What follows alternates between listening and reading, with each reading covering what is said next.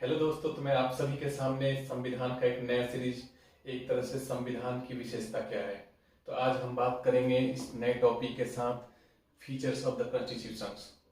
Okay, तो आप सभी ने मेरे पहले के वीडियोस देखे होंगे, basics of the constitution, preamble of the constitution, संविधान का परिचय, इंट्रोडक्शन ऑफ द कॉन्स्टिट्यूशन, संविधान का वर्णन, सरकार का गठन ऑलरेडी हम देख चुके हैं। तो आज के इस वीडियो में मैं आप सभी को बताना चाहूंगा कि एक तरह से विशेषता, संविधान की विशेषता क्या है। तो सबसे पहले मैं आप सभी से बोलना चाहूंगा, आप सभी ने अगर अभी तक मेरे चैनल को सब्सक्राइब नहीं किया है तो सबसे पहले मेरे चैनल को सब्सक्राइब कीजिए। और इसी के साथ मैं ये वीडियो स्टार्ट करने वाला हूँ। आप सभी लास्ट तक मेरे साथ में स्टार्ट करने जा रहा हूँ संविधान की विशेषताएं, it means features of the constitution. तो सबसे पहले मैं कुछ फीचर्स आपको बताना चाहूंगा कि कौन कौन से फीचर्स होते हैं, कौन कौन सी विशेषताएं होती है। तो एक तरह से सबसे बड़ा लिखित संविधान, ये मुद्दों पर, इन सभी विशेषताओं पर एक एक करके आपसे बात करूंगा। तो सबसे पहला हमारा जो संविधान का एक तरह से विशेषता के रूप में है, फीचर्स के रूप में, तो सबसे बड़ा लिखित संविधान। तो आप देख सकते हैं कि सबसे बड़ा लिखित संविधान, तो एक्चुअली ऐसा क्यों है, इसका कारण क्या है सबसे बड़ा लिखित संविधान होने का, क्यों हमारा जो संविधान है इतना बड़ा है। आप सभी को बताना चाहूंगा, जो इंडिया है, इंडिया का एक जो कॉन्स्टिट्यूशन है वो पूरे दुनिया का सबसे बड़ा लिखित संविधान है। तो ये ऐसा लिखित संविधान है। अब एक लिखित संविधान होता है, एक अलिखित संविधान। कहीं पे आप देख सकते हैं कि रिटन कॉन्स्टिट्यूशन भी है और कहीं पे हमारा रिटन नहीं है। तो इसका एग्जांपल के तौर पर मैं बात करूं, दो भागों में मैंने इसको क्या क्या डिवाइड किया है। इट्स अ लिखित एंड आप बात कर सकते हैं अलिखित। अगर लिखित की बात करें तो हमारा यूएसए, भारत में तो है ही, यूएसए में जहां से हमने फंडामेंटल राइट्स लिए हुए हैं। तो जो यूएसए में लिखित संविधान है। अगर मैं बात करूं, और आपको ये भी पता होना चाहिए, जो सबसे पहले संविधान, लिखित संविधान कहां बना, तो यूएसए में, यूनाइटेड स्टेट ऑफ अमेरिका। अलिखित की बात करें तो ब्रिटेन, ब्रिटेन में क्या है, लिखित संविधान नहीं है। वहां पे रिटर्न नहीं है। ऐसा नहीं है कि रिटर्न नहीं है, रिटर्न है लेकिन अलग अलग फॉर्म में है। एक तरह से वहां पे बात करेंगे अलग अलग फॉर्म में, लेकिन उसे एक कंबाइंड, एक तरह से जैसे हमारा कॉन्स्टिट्यूशन है कंबाइंड किया हुआ, वैसा कंबाइंड किया हुआ नहीं है। वहां पे अगर देखा जाए तो एक तरह से वहां पे उनके ट्रेडिशन के हिसाब से चलता है। कई चीजें वहां पे कोडिफाई कम और ट्रेडिशन के अकॉर्डिंग, वहां के चलन के अकॉर्डिंग, यानी कि वहां के संस्कृति के अकॉर्डिंग ज्यादा चलता है। लेकिन जो जहाँ पे लिखित संविधान होता है वहां सर्वोपरि, एक तरह से संविधान ही सर्वोपरि होता है। और संविधान में जो जिसका जिक्र किया गया हो उसके आधार पर ही शासन व्यवस्था, जो भी है, सरकार का गठन, वो सब कुछ चलेगा। तो मैं आपको ऑलरेडी पहले भी बता चुका हूँ और आप भी बताऊंगा कि टोटल जो हमारा संविधान है इसमें आर्टिकल कितने हैं आपके। तो टोटल जो आर्टिकल है 395। ये हमारा जो ओरिजिनल संविधान, जो हमारा मूल संविधान था, उसमें जो आर्टिकलों की संख्या है, इसमें अनुच्छेद 395, आपके भाग 22 भाग, आपके शेड्यूल जिसको हम अनुसूची बोलते हैं, 8 अनुसूची। वर्तमान में इसकी स्थिति क्या है, वर्तमान में संशोधन के माध्यम से, जो आर्टिकल 368 बताता है आपका संशोधन, जिसके माध्यम से हम संशोधन कर सकते हैं, तो 395। अब वर्तमान स्थिति है 470 है। मैं अप्रोक्सीमेट बता रहा हूं आपको, लगभग 470 आर्टिकल्स हो चुके हैं। टोटल 25 भाग, आपके 12 शेड्यूल हो चुके हैं। तो ये वर्तमान स्थिति है। अभी वर्तमान में अगर बात करते हैं तो ये स्थिति अभी वर्तमान की है। जो मूल संविधान है 395, सोच सकते हैं 395 आर्टिकल्स। तो ये ऐसा कारण क्या था। तो मैं अगर बात करूंगा रीजन क्या है कि हमारा इतना बड़ा संविधान है, तो संविधान जो निर्माता थे उनको पता था कि हमारा जो देश है इतना पढ़ा लिखा हुआ नहीं है। क्योंकि जब हम आजाद हुए थे, कई सारे सिचुएशन, एक तरह से हमारे पास काफी क्रिटिकल सिचुएशन था और एक तरह से विभाजन की त्रासदी, हम उसे भूल नहीं सकते हैं। विभाजन 1947 में पाकिस्तान और भारत एक तरह से दो अलग अलग देश बने। तो यहां से भी एक तरह से ये भी एक हमारे संविधान निर्माताओं के मन में और दिमाग में ये चीजें थी। तो और ऐसा बनाया जाए ताकि आगे भविष्य में हर चीजों के बारे में मेंशन किया हो, ताकि भविष्य में किसी को दिक्कत ना हो, किसी को कोई इशू ना हो, कोई प्रॉब्लम ना हो। इस वजह से उन्होंने सभी चीजों का जिक्र एक तरह से संविधान में कर दिया। तो एक तरह से बात करते हैं, क्योंकि हमारा भौगोलिक, ज्योग्राफिकल एरिया जैसे बात करते हैं जम्मू कश्मीर, यानी कि कन्याकुमारी से लेकर जम्मू कश्मीर तक, एक तरह से अलग अलग हमारे रहने वाले लोग हैं। भारत का विस्तार काफी बहुत बड़ा देश है, इट मीन हमारा जो इंडिया है बहुत बड़ा देश है, और पॉपुलेशन वाइज भी काफी बड़ा देश है, और एरिया वाइज भी भौगोलिक स्थिति भी इसकी ऐसी है। तो हर चीजों के बारे में एक तरह से किसमें निहित है, एक तरह से संविधान में निहित किया गया है, मेंशन किया गया है। यहाँ की विविधताएं, हर चीज, इतना डाइवर्सिफाई कंट्री है। आप पूरे के पूरे वर्ल्ड में कहीं भी चले जाइए, अगर आपको कोई भी ऐसा कंट्री मिल जाए जो इतना डाइवर्सिफाई है, कहीं नहीं मिलेगा। भारत को छोड़, भारत एक इकलौता देश है जो इतना डाइवर्सिफाई कंट्री है, जहाँ पे अलग अलग तरह के लोग रहते हैं, अलग अलग तरह की भाषाएं रहती हैं, अलग अलग तरह के एक तरह से बोलने वाले लोग हैं, अलग अलग तरह के ट्रेडिशन, अलग अलग तरह के धर्म, कास्ट, लेकिन सब लोग एक साथ सौहार्दपूर्ण रहते हैं। तो ये भारत की खूबसूरती भी है। तो आप देख सकते हैं ये भी कारण रहा है, यानी हर चीजों को सम्मिलित किया गया है एक तरह से संविधान में। इसी वजह से जो संविधान का जो एक तरह से बड़ा हो गया है काफी, एक तरह से, इसलिए जो रिटन डॉक्यूमेंट्स है, हमारा जो कॉन्स्टिट्यूशन है, ये बहुत काफी बड़ा हो गया है, हर चीजों को सम्मिलित किया गया। 1935 का एक्ट, जो पहले हम ब्रिटिश गवर्नमेंट के एक तरह से कॉलोनियल थे, एक तरह से अधीन थे, तो 1935 का एक्ट जो था अधिनियम, उसके कई सारे एक तरह से 50 to 60% अधिनियम जो एक्ट से कानून को, उसको हम अपने संविधान में लिए हुए हैं। उसकी वजह से भी केंद्र और राज्यों के लिए एक ही संविधान है, क्योंकि हमारा कंट्री फेडरल है, तो हमने केंद्र की भी बात की है, प्लस राज्यों को भी बात की है। जो राज्य के जो चीज शासन हो, शासन व्यवस्था हो, इन चीजों के बारे में हमने जिक्र किया अपने संविधान में। उसके बाद संविधान सभा में कानून विशेषज्ञों का प्रभुत्व था, डोमिनेंस किसका था संविधान सभा में। जो कॉन्स्टिट्यूएंट असेंबली थी, उसमें एक तरह से मैक्सिमम लोग क्या थे, लॉयर थे। आपके चाहे जवाहरलाल नेहरू जी हो, चाहे सरदार वल्लभ भाई पटेल हो, डॉक्टर BR अम्बेडकर हो, तो कई सारे ऐसे लीडर थे, जहाँ मैक्सिमम लीडर्स जो किस भी, अगर उनकी बात करें स्पेशलिस्ट किसमें थे, तो वो लॉ से रिलेटेड थे, कानून के विशेषज्ञ थे। तो इस वजह से भी एक तरह से संविधान कानून से ही जुड़ा हुआ मामला है ज्यादातर चीजें। तो आप देखेंगे इस वजह से कि कानून विशेषज्ञों का जो एक तरह से डोमिनेंस था, इसकी वजह से भी उन्होंने हर चीजों को लिखा वहां पे। इसकी वजह से भी अपना संविधान क्या हो गया, काफी बड़ा हो गया। अब बात करेंगे इवन हमारा fundamental rights and fundamental duties, it हमारा जो मूल कर्तव्य और मौलिक अधिकार, ये सभी चीजों का जिक्र किया गया है हमारे संविधान में, एक एक चीजों पे बात की गई है। उसके बाद हमारा प्रशासनिक विवरण, कि हमारा एडमिनिस्ट्रेटिव डिस्क्रिप्शन, जो एडमिनिस्ट्रेटिव पावर होगा, कैसे होगा, सेपरेशन ऑफ पावर होगा, बैलेंस ऑफ पावर होगा, ये हर चीजों की बात की गई है हमारे संविधान में। इस वजह से क्या हो गया, हमारा संविधान बहुत ही बड़ा हो गया है, इसलिए पूरे विश्व में सबसे बड़ा लिखित संविधान किसका। हाँ, तो इसी के साथ मैं आप सभी से बात करना चाहूंगा, तो दूसरा जो संविधान की विशेषता है, दूसरी विशेषता क्या है, तो कठोर और लचीले का समन्वय। अब हमारा संविधान क्या है, कठोर भी है और उसके साथ साथ लचीला भी है।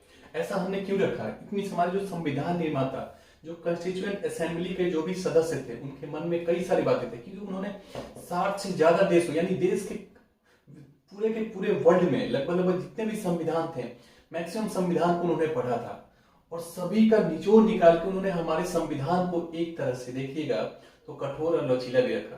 क्योंकि अगर कठोर ज्यादा रखा जाएगा तो संविधान संशोधन में दिक्कतें आएंगी, अगर लचीला ज्यादा रख दिया जाए तो फिर उसमें संविधान संशोधन करके एक तरह से कई चीजें हम चेंज कर सकते हैं। जैसे कि कई देशों में ऐसा हुआ है कि जहां पे लचीले संविधान है, तो वहां पे कई सारे अमेंडमेंट कर दिए गए। इतनी जो भी सरकार में आती है, तो वो अपने पावर का मिसयूज करके, दुरुपयोग करके आसानी से संविधान संशोधन अपने अकॉर्डिंग कर सकती है।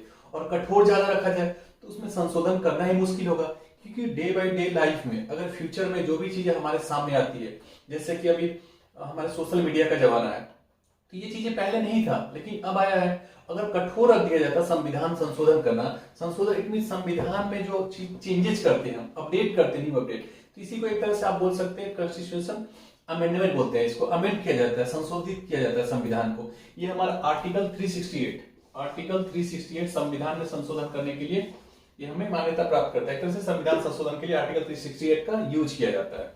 तो आप देख सकते हैं यहाँ पे, तो इसलिए हमारा संविधान दोनों का मिक्सचर रखा गया है, कठोर भी है, लचीला भी है, ताकि कई ऐसे प्रावधान है जैसे फंडामेंटल राइट्स, अगर उससे रिलेटेड संविधान में संशोधन करना हो तो हमें कई सारी चीजें मुश्किलें हैं। कई ऐसे जो कि संविधान संशोधन करना तो विशेष बहुमत चाहिए होता है, तो वहां पे एक तरह से हमारा संविधान कैसा हुआ, कठोर हो गया।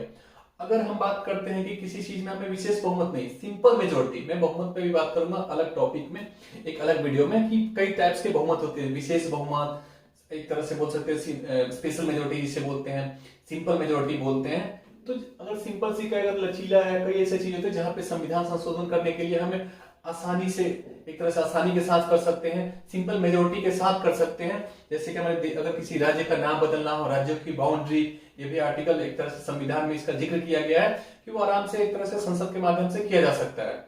तो यहाँ पे बात करेंगे कठोर संविधान। अगर यूएसए में संविधान में संशोधन करना काफी मुश्किल है, एक तरह से वहां पे बहुत ही मुश्किल है।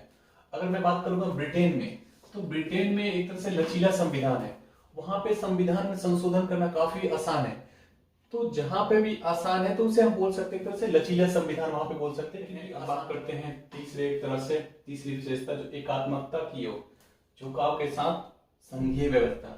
इतनी जो हमारा जो संविधान क्या बताता है, जो हमारा देश है वो क्या है, एक तरह से संघीय व्यवस्था यहाँ पे है। संघीय व्यवस्था कहने का मतलब फेडरल सिस्टम हमारे यहाँ, राज्यों की अपनी शक्तियां हैं और केंद्र की अपनी शक्तियां हैं। केंद्र के अपने दायरे हैं, राज्यों के अपने दायरे हैं। लेकिन आप सभी को मैं बताना चाहूंगा कि फेडरल सिस्टम होते हुए भी जो हमारा देश है किस ओर झुका हुआ है, एक तरह से एकात्मकता की ओर झुका हुआ है। एकात्मकता एक मीन्स कहने का मतलब सेंटर पावरफुल होगा, केंद्र पावरफुल होगा। इट मीन्स केंद्र काफी ज्यादा पावरफुल होगा, काफी शक्तिशाली होगा। संघीय व्यवस्था हमारे यहाँ राज्यों में भी एक तरह से राज्य है, उसके आधार पे केंद्र है, सेंटर। जैसे केंद्र में आप देख सकते हैं कि हमारे यहाँ पार्लियामेंट है। लॉ को अगर बात, लॉ से रिलेटेड अगर बात की जाए, लॉ बनाना हो तो हमारे यहाँ पार्लियामेंट है, 2 सदन है, राज्यसभा है, लोकसभा है। अगर हम बात करते हैं राज्यों में तो हमारे विधानमंडल है, विधान परिषद है, तो वहां पे भी है। तो एक संघीय व्यवस्था है, अपने अपने दायित्व का निर्वहन करते हैं एक तरह से। तो बात करते हैं, लेकिन हमारे यहाँ एकात्मकता की, एकात्मकता में ऑलरेडी मैंने बताया जो सेंटर होता है पावरफुल होता है। लेकिन अगर कंट्री जो एकात्मक हो सके तो फिर वहां पे सेंट्रल क्या होगा, काफी पावरफुल होगा। वहां पे एक तरह से जो केंद्र है, केंद्र के अधीन क्या होंगे, प्रांत होंगे। जो स्टेट्स होंगे वो किसके अधीन होंगे, तो केंद्र के अधीन होंगे। उसमें जो राज्यों को एक तरह से अलग से कोई शक्ति नहीं होगी, राज्यों को कोई अलग से शक्ति नहीं होगी। और साथ साथ न्यायालय की भूमिका यहाँ पे काफी कम होती है, क्योंकि राज्य के पास कोई शक्ति होगी नहीं, तो राज्य एक तरह से कोई बात ही नहीं करेगा। राज्य के पास कोई शक्ति, ऑलरेडी कोई शक्ति नहीं दी गई है, क्योंकि वो केंद्र का अधीन काम कर रहा है। तो वो बात एक तरह से उनके जो अधिकार का मामला वो जाएगा नहीं एक तरह से न्यायालय में, क्योंकि न्यायालय तो इसकी पुष्टि करता है, संवैधानिक स्थिति की एक तरह से व्याख्या करता है। लेकिन हमारे यहाँ संघीय व्यवस्था है, क्योंकि राज्य भी है, केंद्र भी है, तो न्यायालय की भूमिका बढ़ जाती है। क्यों न्यायालय की भूमिका बढ़ जाती है, क्योंकि केंद्र की अपने एक तरह से पावर है और राज्यों के भी है। जैसे कि दिल्ली का मामला देख सकते हैं, हाल ही में एक तरह से काफी विवादास्पद एक तरह से यहाँ पे भरा पड़ा हुआ है, क्योंकि राज्य की अपनी शक्ति है। तो केंद्र, दिल्ली सरकार मांग कर रही है कि हमारे पास ट्रांसफर पोस्टिंग सर्विसेज से रिलेटेड ट्रांसफर पोस्टिंग का अधिकार हमारे पास होना चाहिए, कि हम चुनी हुई सरकार है, जनता के द्वारा चुनी सरकार है, तो वो अपनी मांग कर रहे हैं। उसके बाद आप देख सकते हैं कि केंद्र सरकार बोलती है नहीं, ये एलजी के पास होना चाहिए, नोटिफिकेशन जारी करते हैं, अध्यादेश लाते हैं। तो इस पर जबकि 5 जजों की एक तरह से संवैधानिक पीठ ने सर्वसहमति के साथ फैसला भी सुनाया, chief justice of India D Y. Chandrachud ji, उन्होंने फैसला भी सर्वसहमति के साथ सुनाया कि ये जो अधिकार होना चाहिए सर्विसेज से रिलेटेड ट्रांसफर पोस्टिंग का, वो दिल्ली सरकार के पास होना चाहिए, विधानसभा के पास होना चाहिए, क्योंकि वो चुनी हुई सरकार है और दिल्ली एक स्पेशल स्टेटस राज्य है एक तरह से। तो बात कर सकते हैं, और इसमें दिक्कत है एकात्मकता। लेकिन हमारा क्या है, संघीय व्यवस्था होने के साथ साथ हम एकात्मक भी है। क्यों इस व्यवस्था को रखा गया है एक तरह से, सेंटर पावरफुल होना चाहिए। क्योंकि अगर हमें बात राज्य, क्योंकि अलग अलग राज्य हैं, यहाँ पे राज्यों को भी ताकत है क्योंकि संघीय व्यवस्था है, लेकिन उसके साथ ही अगर विदेश नीति, रक्षा, कम्युनिकेशन, एक तरह से संचार के बारे में अगर इस पे बात करना हो तो राज्य नहीं बात करेंगे, इस पे कौन बात करेगा, तो सेंटर बात करेगा। इट मींस राज्यों की अपनी विदेश नीति नहीं होती है एक तरह से देश का। इट मींस भारत देश की विदेश नीति है। रक्षा, इट मींस हमारा रक्षा क्या है, सेंटर का है, सेंटर का एक तरह से मुद्दा है, ये सेंटर से रिलेटेड है। तो सेंटर को हमने इस मुद्दे पे, जैसे इमरजेंसी की स्थिति आ जाए तो कौन संभालेगा, तो केंद्र संभालेगा। तो इस वजह से हमने संघीय व्यवस्था होते हुए भी एकात्मकता की ओर झुकाव रखा, सेंटर को थोड़ा पावरफुल बनाया है इस वजह से। बट अगर केवल एकात्मकता हो तो इशू आ जाएंगे वहां पे, लेकिन फिर सेंटर पावरफुल, राज्यों के पास कोई शक्ति होगी ही नहीं।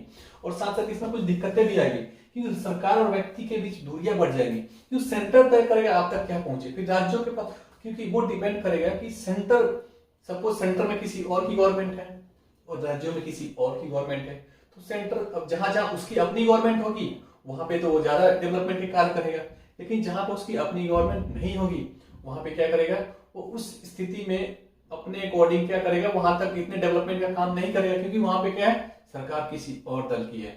तो इस स्थिति में क्या होगा, सरकार और व्यक्ति के बीच दूरी बढ़ जाएगी। लेकिन संघीय व्यवस्था में राज्यों की जिम्मेदारी, अगर राज्य में किसी और दल की भी सरकार है तो राज्यों के प्रति क्या है, अपने राज्य के प्रति जिम्मेदार है, जवाबदेही उसकी बनेगी, एक तरह से रिस्पॉन्सिबल होगा, क्योंकि उसको जनता ने, राज्य की जनता ने चीफ मिनिस्टर बनाया है।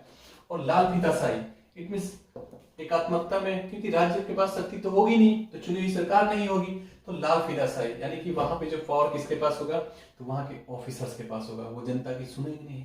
इसी को हम क्या बोलेंगे, एक तरह से लाल फीताशाही का राज चलेगा। तो एकात्मकता, एक तरह से एकात्मक सरकार होना एक तरह से हमारे यहाँ नहीं है। हमारे यहाँ क्या है, इस वजह से संघीय व्यवस्था के साथ एकात्मकता की होगी। इसी के साथ 4th नंबर जो विशेषता है, सरकार का संसदीय रूप, एक तरह से एक तरह से सरकार का क्या है, संसदीय रूप है, जिसे वेस्टमिंस्टर भी कहते हैं। तो यहाँ पे आप एक तरह से देख सकते हैं कि जो अध्यक्षीय प्रणाली के बजाय हमने किस प्रणाली को एक तरह से एक्सेप्ट किया है, हमारे संविधान निर्माताओं ने संसदीय प्रणाली को, एक तरह से, जो कि ब्रिटेन से लिया गया है, क्योंकि हम ब्रिटेन के कॉलोनियल थे, तो ब्रिटेन में एक तरह से संसदीय प्रणाली है और हम उसका एक्सपीरियंस ऑलरेडी कर चुके थे। तो हमने भी क्या करा, क्योंकि हमने एक तरह से एक्सपीरियंस करा हुआ अनुभव था, तो हमने संसदीय प्रणाली को ही अपने यहाँ इंप्लीमेंट किया। और अध्यक्षीय प्रणाली एक तरह से यूएसए में है, इसे हमने नहीं किया। वहां प्रेसिडेंट का इलेक्शन होता है और प्रेसिडेंट ही एक तरह से अध्यक्ष के रूप में वहां पे राज करता है यूएसए में। और संसदीय व्यवस्था है, इतनी संसदीय व्यवस्था विधायिका और कार्यपालिका के बीच में एक तरह से समन्वय स्थापित करता है कि विधायिका लॉ बनाती है और कार्यपालिका इंप्लीमेंट करती है। और कार्यपालिका में भी हमने देखा है कि दो तरह के, स्थायी और अस्थायी होते हैं। अस्थायी जो एक तरह से मंत्रिपरिषद, राष्ट्रपति, प्रधानमंत्री, ये अस्थायी के पार्ट होते हैं। और स्थायी हमारे जो नौकरशाही होते हैं, जिनको बोल सकते हैं हम ब्यूरोक्रेट्स वगैरह हैं, उनको रखा जाता है। ये क्या है, एक तरह से कार्यपालिका, जिनका काम क्या है, डे बाई डे लाइफ में उस कानून को इंप्लीमेंट करना, लागू करना और सहयोग के सिद्धांत पे, यानी कार्यपालिका के बीच समन्वय और सहयोग के सिद्धांत पे आधारित है। दोनों एक दूसरे को एक तरह से सहयोग करते हैं। और सेपरेशन ऑफ पावर भी एक तरह से देखा जाता है यहाँ पे। संविधान केंद्र के साथ राज्यों में भी संसदीय प्रणाली की स्थापना करता है। अब संविधान ही बताता है कि राज्य, यानी संसदीय प्रणाली केंद्र में तो है ही, संसद है, राज्यसभा है, एक तरह से लोकसभा है। और अगर बात करते हैं राज्यों में, तो राज्यों में भी एक तरह से वहां पे भी विधायिका, कार्यपालिका है। विधायिका जैसे कि हम बात करते हैं तो विधायिका, वहां पे विधानसभा है, विधानमंडल है, इसे बोलते हैं विधान परिषद है। 6 राज्यों में एक तरह से वहां पे विधान परिषद है, बाकी राज्यों में विधान परिषद नहीं है, एक ही मंडल है, तरह से विधानमंडल से। लेजिस्लेटिव विशेषता हम बात करते हैं, संसदीय संप्रभुता एवं न्यायिक सर्वोच्चता में समन्वय। अब ये क्या है, एक तरह से संसदीय संप्रभुता है हमारे यहाँ, संसद ही सर्वोच्च, संसद की संप्रभुता है। हमारे संसद पे किसी अदर का कंट्रोल नहीं होगा, एक तरह से किसी अन्य देश का या किसी अन्य का क्या कंट्रोल संसद नहीं होगा। संसद पे कंट्रोल किसका होगा, यहाँ के लोगों का ही होगा, जो चुन के जाते हैं उनके द्वारा कानून ही एक तरह से बनाया जाएगा, जो जनता के द्वारा चुने हुए होते हैं। और न्यायिक सर्वोच्चता में समन्वय, यानी इन दोनों का समन्वय रखा गया है। अब न्यायिक सर्वोच्चता ये सिद्धांत यूएसए से लिया गया है एक तरह से। और जो यूएसए का एक तरह से न्यायिक सर्वोच्चता है, वो एक न्यायपालिका है, वो ज्यादा मजबूत है एज कम्पेयर टू इंडिया। और इट मीन्स यूएसए, जो यूएसए में जो चलता है तरह से ये सिद्धांत, न्यायिक सर्वोच्चता का सिद्धांत तो यूएसए से लिया गया है। वहां पे जो संविधान में एक तरह से जिक्र है यूएसए में, जो विधि की नियत प्रक्रिया है उसके माध्यम से होता है। लेकिन इंडिया में विधि द्वारा स्थापित, इतनी जो कानून के द्वारा स्थापित है, संविधान में इस चीज का जिक्र किया हुआ है, तो उसके आधार पे हमारे यहाँ न्यायिक सर्वोच्चता है। तो हमारे संविधान निर्माताओं ने, उन्होंने जो ब्रिटिश के संसदीय रूप, अपने इसके पहले वीडियो में मैंने आपको जिक्र किया एक तरह से ब्रिटिश संसदीय, क्योंकि हमारे यहाँ संसदीय प्रणाली ब्रिटिश से लिया गया है। तो ब्रिटिश संसदीय और अमेरिका के न्यायपालिका की सर्वोच्चता के बीच समन्वय रखा गया, उन दोनों के बीच ही समन्वय रखा गया, क्योंकि हमारे यहाँ संप्रभुता है संसदीय का, संसद पे किसी और का कंट्रोल नहीं। और न्यायिक सर्वोच्चता, छठा, एकीकृत व स्वतंत्र न्यायपालिका। इतनी जो हमारे यहाँ न्यायपालिका है वो एकीकृत है, राज्यों का अपना न्यायपालिका नहीं है, राज्यों का, स्टेट्स का अपने जुडिशरी सिस्टम नहीं है, या सिर्फ केंद्र का ही अपना जुडिशरी सिस्टम नहीं है। तो हमारे यहाँ क्या है, जो न्यायपालिका है उसका एक ही तंत्र है एक तरह से। अगर हम बात करते हैं तो सबसे ऊपर हमारा आता है सुप्रीम कोर्ट, जो कि दिल्ली में है, सर्वोच्च न्यायालय, हाई कोर्ट, डिस्ट्रिक्ट कोर्ट या अधीनस्थ न्यायालय जिसको बोलते हैं एक तरह से हाई कोर्ट। तो ये हमारे यहाँ का एक न्यायालय का एक तरह से तंत्र बना हुआ है, एक सिस्टम बना हुआ है, supreme court, high court, district court. इसको अलग से भी हम अलग से वीडियोस में बात करेंगे, एक एक करके सुप्रीम कोर्ट का काम क्या है, सुप्रीम कोर्ट कैसे वर्क करती है, सुप्रीम कोर्ट में न्यायालय के एक तरह से जो चीफ जस्टिस ऑफ इंडिया उनका अपॉइंटमेंट कैसे होता है, तो इन सभी चीजों का कॉलेजियम सिस्टम क्या होता है। उसके बाद केंद्रीय कानूनों के साथ साथ यानी कि जो हमारा एकीकृत है और स्वतंत्र न्यायपालिका, इट मींस हमारे यहाँ न्यायपालिका क्या है, इंडिपेंडेंट, एक तरह से फ्री बॉडी है, इस पे किसी का अधिकार नहीं है, इस पे किसी का डोमिनेंस नहीं है, ये एक तरह से स्वतंत्र इंस्टीट्यूशन है, स्वतंत्र बॉडी है जो कि स्वतंत्र रूप से फैसले लेती है। इसलिए सेपरेशन ऑफ पावर की व्यवस्था की गई हमारे संविधान निर्माताओं के द्वारा। केंद्रीय कानूनों के साथ साथ ये क्या जिक्र करता है, कानूनों इट मींस राज्यों के कानूनों को भी लागू करने का काम करता है। इट मींस राज्यों के मामले में भी, चाहे वो केंद्र के मामले में हो, राज्यों के मामले में, उन हर चीजों को एक तरह से कानून को लागू करने का काम करता है। अब बात करते हैं हम सातवां एक तरह से मौलिक अधिकार, इट मींस हम फंडामेंटल राइट्स, फंडामेंटल राइट्स की बात करते हैं। तो फंडामेंटल राइट्स है, इस पे हम अलग से भी वीडियो बनाएंगे, फंडामेंटल राइट्स के एक एक आर्टिकल्स की बात करेंगे, ये नेक्स्ट आगे की वीडियो में हम बात करेंगे। बट यहाँ पे क्या हमारा एक विशेषता है, ये भी फंडामेंटल राइट भी एक विशेषता है संविधान का। तो समानता का अधिकार, इसमें कौन कौन से फंडामेंटल राइट्स आते हैं, जैसे कि समानता का अधिकार, it means right to equality जिसे बोलते हैं, जो आर्टिकल 14 से 18 तक, right to equality before the law, इन सभी की बात करते हैं, इक्वल प्रोटेक्शन लॉ की बात करते हैं, ये हमारा आर्टिकल 14 to 18 में इसका जिक्र किया गया है। अब बात करते हैं स्वतंत्रता का अधिकार, इट मींस हमारे पास राइट टू लिबर्टी भी है, स्वतंत्रता, सामाजिक स्वतंत्रता, एक तरह से आर्थिक स्वतंत्रता, राजनीतिक स्वतंत्रता, इट मींस इसकी बात करते हैं हम आर्टिकल 19 से 22 में, एक तरह से 19 से 22 तक में इसका जिक्र किया गया। शोषण के विरुद्ध अधिकार है एक तरह से, आर्टिकल 23 और 24 बताता है इस चीज का। धार्मिक स्वतंत्रता हमारे यहाँ क्या है, आपको भी पता होना चाहिए, हमारे यहाँ धार्मिक स्वतंत्रता है, सबकी अपनी अपनी आस्था है और कोई भी रिलीजन यहाँ पे रह सकता है, अपने धर्म को मान सकता है, अपने धर्म की उपासना कर सकता है, पूजा कर सकता है, प्लस अपने धर्म का प्रचार प्रसार कर सकता है। ये हमें संविधान हमें राइट देता है। तो आर्टिकल 25 से 28 में इसका जिक्र किया गया है। अब बात करते हैं हमारे यहाँ सांस्कृतिक और शिक्षा का अधिकार भी है एक तरह से, आर्टिकल 29 to 30, 6 साल से 14 साल तक के बच्चे को फ्री ऑफ एजुकेशन, एक तरह से फ्री ऑफ एजुकेशन देना, ये किसका काम है, इतनी से राज्य का काम है। शिक्षा का अधिकार, ये 29 और 30 में इसका जिक्र किया गया। 29 संवैधानिक उपचारों का अधिकार, इतनी आर्टिकल 32 में इसकी बात की और काफी इंपॉर्टेंट आर्टिकल भी है। इसके द्वारा कोई भी इंसान अगर इसका फंडामेंटल राइट वायलेट होता है, जिसके संविधान के अनुरूप अगर आपका फंडामेंटल राइट, मौलिक अधिकार का उल्लंघन होता है, आप डायरेक्ट सुप्रीम कोर्ट जा सकते हैं, सुप्रीम कोर्ट जा सकते हैं। मैं बात करूँ 8वीं विशेषता, तो राज्य के नीति निर्देशक सिद्धांत, जिसे हम क्या बोलते हैं, DPSP, directive principle of state policy, directive principle of state policy, ये चौथे भाग में दिया गया है। और डॉक्टर बी.आर. अम्बेडकर इसको क्या बोलते हैं, भारतीय संविधान की एक अनूठी विशेषता। और ये इसका कार्य क्या है, एक तरह से तो सामाजिक और आर्थिक लोकतंत्र को मजबूत करना होता है। ये एक मीन्स हमारे राज्यों को एक तरह से जिम्मेदारी दी गई है कि राज्यों का निर्वहन एक तरह से जनता के प्रति क्या रिस्पॉन्सिबिलिटी होगी, एक तरह से वेलफेयर स्टेट की भूमिका दी गई है। राज्य कैसा होगा, तो राज्य कल्याणकारी होगा, वेलफेयर स्टेट होगा, यानी जनता के प्रति क्या होगा, एक तरह से वेलफेयर कार्यक्रम लेकर आएगा, वो एक तरह से वेलफेयर प्रोग्राम लेकर आएगा, चाहे वो हेल्थ से रिलेटेड हो, चाहे जनता के किसी भी मुद्दे से रिलेटेड, मुद्दे से संबंधित हो, तो उस पर वो एक तरह से राज्य अपने अकॉर्डिंग पॉलिसी लेकर आएगा जनता के उज्जवल भविष्य के लिए, जनता के डेवलपमेंट के लिए। और 1980 में एक मिनर्वा मिल्स केस आया था, मैं बात करूंगा इस पे जब कई सारे केस स्टडी करूंगा, जैसे 1973 में केशवानंद भारती केस, काफी इंपॉर्टेंट लैंडमार्क केस है, मिनर्वा मिल्स की बात करूंगा। तो मैं एग्जांपल के तौर पे आपको बताना चाहता हूँ, 1980 में इसमें सुप्रीम कोर्ट ने मिनर्वा मिल्स केस में सुप्रीम कोर्ट ने क्या बोला था, तो भारतीय संविधान की नींव मौलिक अधिकारों और नीति निर्देशक तत्व, नीति निर्देशक एक तरह से डीपीएसपी सिद्धांतों के संतुलन पर रखेगी। इट मींस इन दोनों के फंडामेंटल राइट्स एंड डीपीएसपी के बैलेंस पे, दोनों के बैलेंस सही है। तो ये एक तरह से मिनर्वा मिल्स केस में सुप्रीम कोर्ट ने एक तरह से जजमेंट भी दिया था और बोला। अब बात करते हैं हम तो 9 मौलिक कर्तव्य, इट मींस फंडामेंटल ड्यूटीज। जो फंडामेंटल ड्यूटीज है, एक तरह से ओरिजिनल कॉन्स्टिट्यूशन जो हमारा मूल संविधान है उसमें वो शामिल नहीं था, लेकिन इसे स्वर्ण सिंह समिति के सिफारिश पे एक तरह से उन्होंने रिकमेंड किया था। तो 42वें संविधान संशोधन के माध्यम से 42वें संविधान संशोधन के माध्यम से 1976 में एक तरह से जब इमरजेंसी का टाइम था 75 से 77 वाला टाइम, जो इंदिरा गांधी एक तरह की इमरजेंसी उन्होंने देश में आपातकाल लगाया था, तो उस टाइम का था 42वें संविधान संशोधन से इसे हमने ऐड किया था। तो एक्चुअली फंडामेंटल ड्यूटी, जैसे हमारा फंडामेंटल राइट्स है, जो हमें संविधान राइट देता है, अधिकार देता है, वैसे हमारे मूल कर्तव्य भी है, फंडामेंटल ड्यूटीज भी है। हमारी ड्यूटीज क्या होगी एक तरह से देश के प्रति, जो हमें राइट्स मिला तो उसके रिस्पेक्ट में हमें हमारी ड्यूटीज भी है।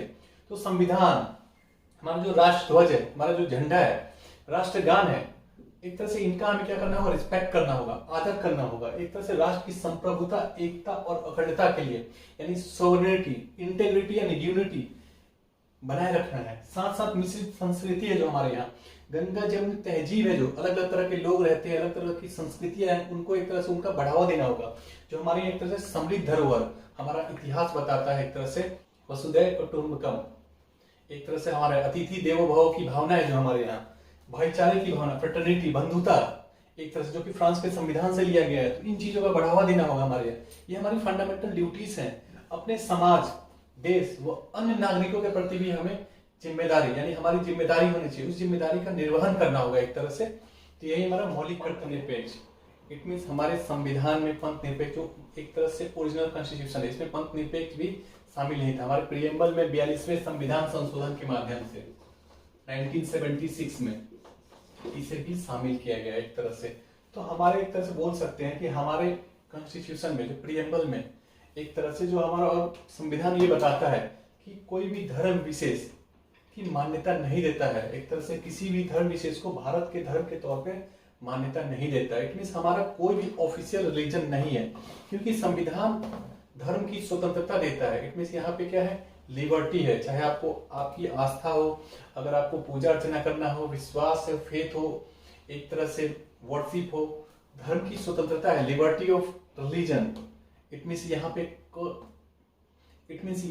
कोई भी धर्म के लोग, किसी भी धर्म के लोग, अन्य धर्म के लोग रह सकते हैं अपनी स्वतंत्रता के साथ। उन्हें अधिकार है अपने धर्म का प्रचार प्रसार, अपने धर्म में आस्था रखने के लिए। तो ये हमें संविधान हमें अधिकार देता है।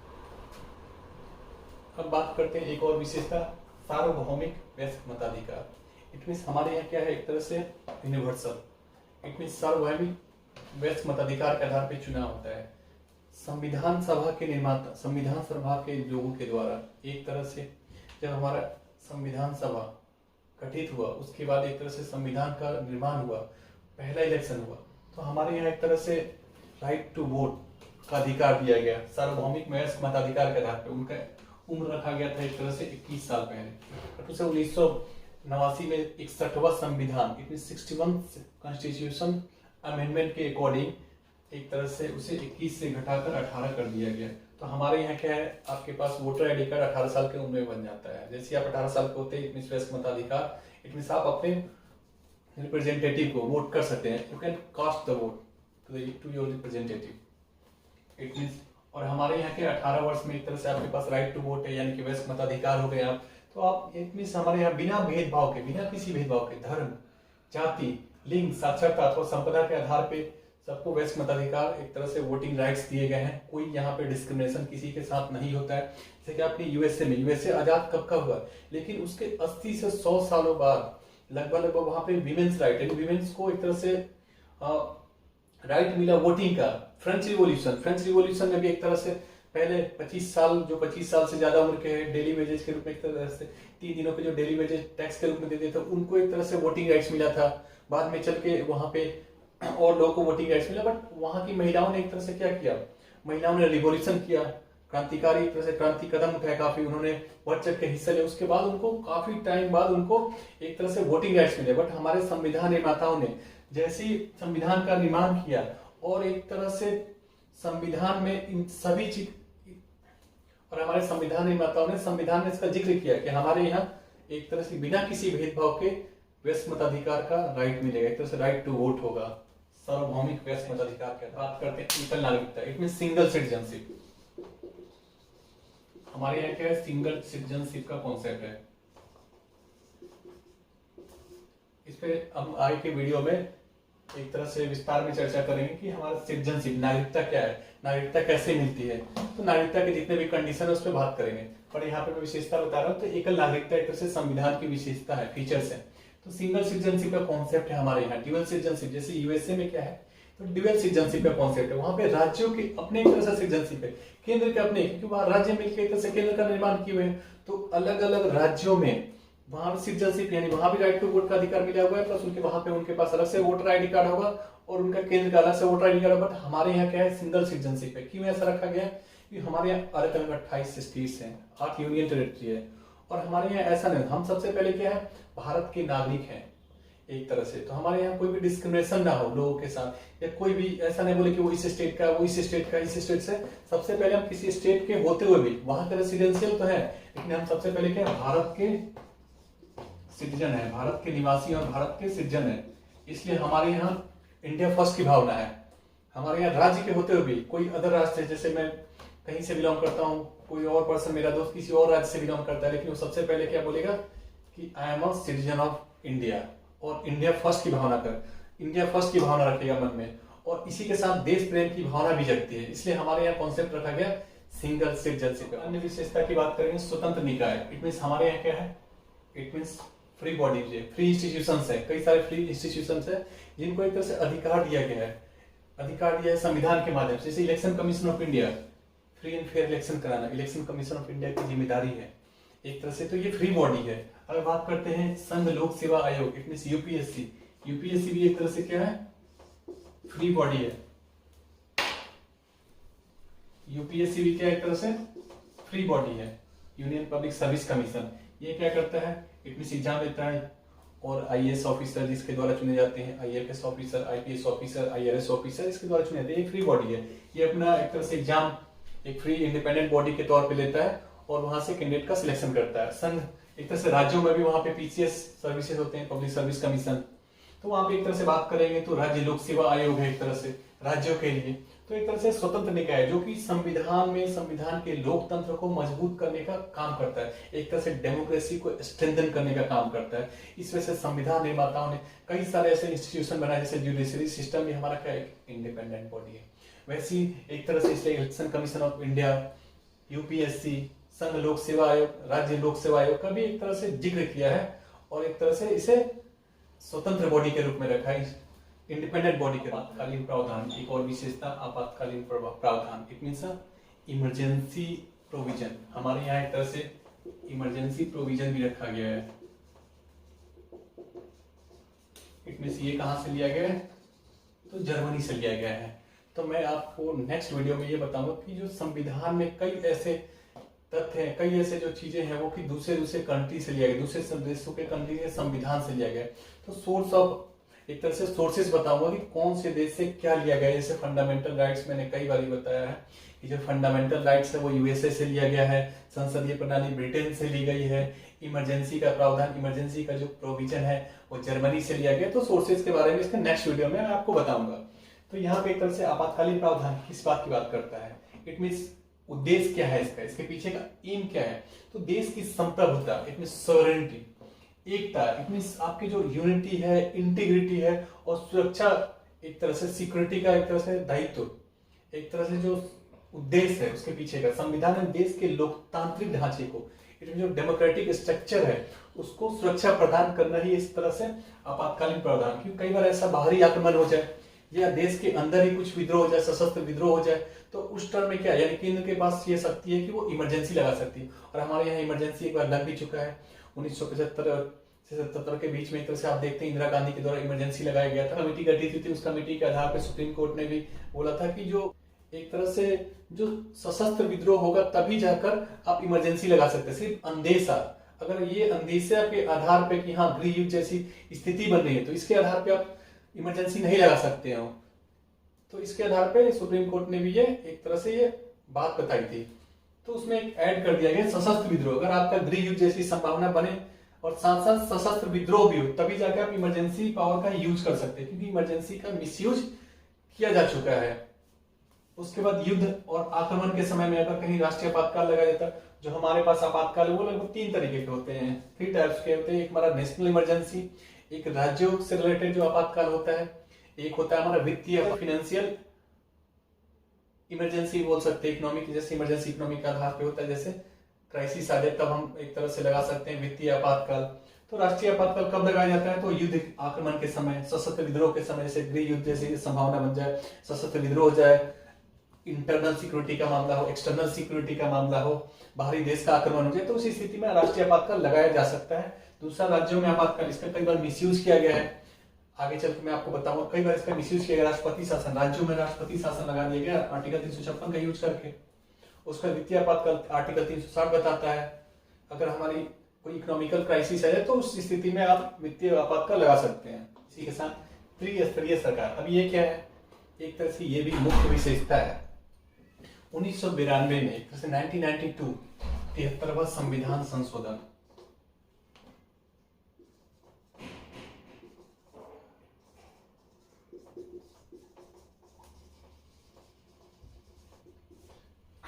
थर्ड कॉन्स्टिट्यूशन अमेंडमेंट और 74वां संविधान संशोधन के माध्यम से त्रिस्तरीय सरकार की व्यवस्था की गई। हमारे यहाँ एक सेंट्रल गवर्नमेंट है, एक स्टेट गवर्नमेंट है और एक तीसरी government, it means panchayat plus हमारे यहाँ एमसीडी का जो इलेक्शन होता है, म्युनिसिपल कॉर्पोरेशन का, नगर पालिका जिसे बोलते हैं एक तरह से। तो हमारे इसकी व्यवस्था की गई है, पंचायती राज की व्यवस्था की गई है 73वां संविधान संशोधन के माध्यम से, जिसके माध्यम से हमने जो टॉप टू बॉटम अप्रोच था उसे एक तरह से हमने